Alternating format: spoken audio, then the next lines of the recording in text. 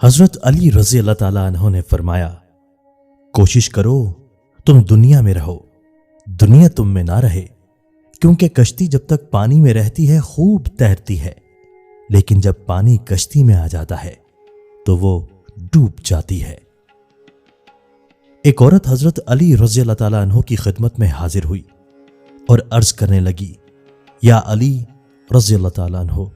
میں نے زندگی میں بہت دھوکے کھائے ہیں، انسان باہر سے کچھ اور اندر سے کچھ اور ہوتے ہیں۔ ہمیشہ میں نے دوسروں سے بھلائی کی، بھروسہ کیا، اعتبار کیا، نیکیاں کیں، لیکن بدلے میں مجھے ہمیشہ دکھ اور تکلیف ملی۔ حضرت علی رضی اللہ تعالیٰ عنہ نے فرمایا، اے عورت، یاد رکھو، جس کے ساتھ نیکی کرو اس کے شر سے بچو، اور انسان سے کی جانے والی نیکی کا بدلہ انسان سے نہیں بلکہ انسان کے خالق اللہ پاک سے طلب کرو۔ اس عورت نے کہا، یا علی رضی اللہ تعالیٰ عنہ، میرا ایک سوال ہے۔ حضرت علی رضی اللہ تعالیٰ عنہ نے کہا، آج تک میرے در سے کوئی خالی ہاتھ نہیں گیا،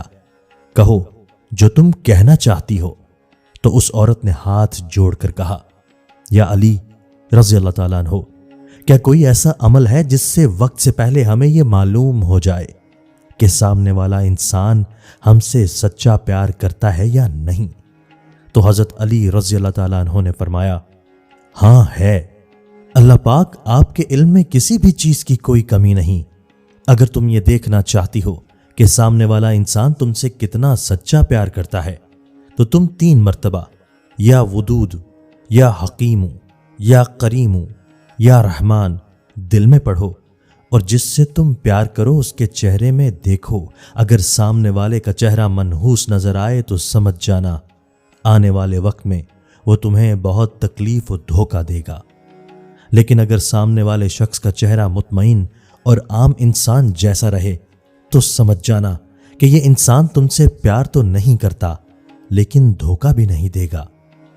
لیکن اگر سامنے والے کا چہرہ مسکرائے، اس کی آنکھوں سے پیار جھلکنے لگے تو سمجھ جانا کہ وہ انسان خود سے بھی زیادہ تم سے پیار کرتا ہے۔